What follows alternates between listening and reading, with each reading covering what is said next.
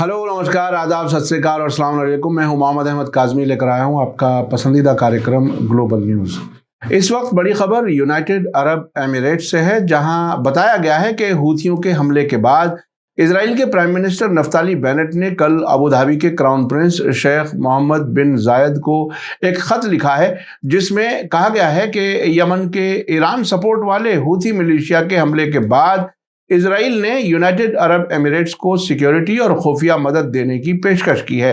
अलबत्ता Israeli media में ऐसी रिपोर्टें मौजूद हैं कि वहां भी हूथियों की तरफ से मुमकिना हमलों से खौफ का माहौल बना हुआ है।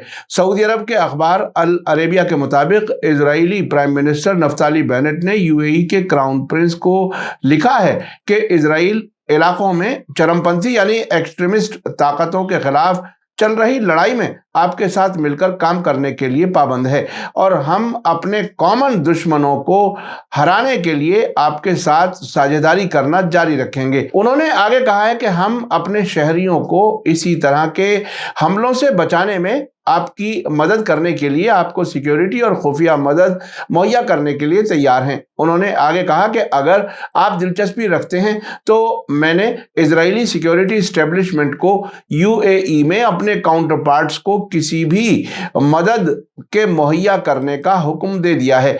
आपको बता दूं कि यूएई की राजधानी अबू धाबी में मंडे को उस वक्त हड़कंप मच गया जब यमन के हूथियों के जरिए मुसफ़्फ़ा तेल स्टॉक करने वाली जगह पर ड्रोन हमलों से 3 पेट्रोलियम टैंकरों में धमाके के साथ साथ आग लग गई, जिसमें 3 लोगों की मौत हो गई, जिनमें 2 भारतीय भी शामिल हैं और 6 दूसरे जख्मी हो गए। इसके अलावा अबू धाबी इंटरनेशनल हवाई अड्डे के नए कंस्ट्रक्शन साइट में भी आग लग गई।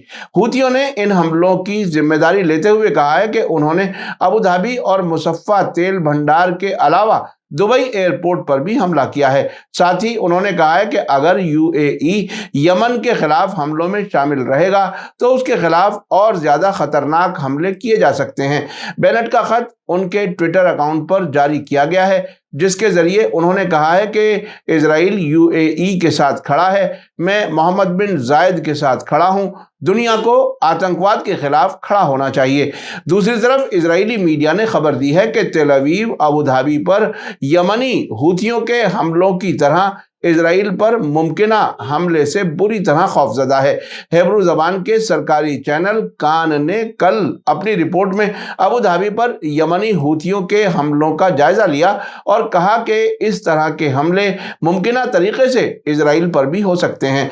अरब 48 वेबसाइट ने कान के हवाले से लिखा है कि इजराइल में चलने वाले ड्रामों में से एक यमन से फायर होने वाले मिसाइल और छोड़े गए सुसाइड ड्रोन जहाज़ों का ड्रामा भी है।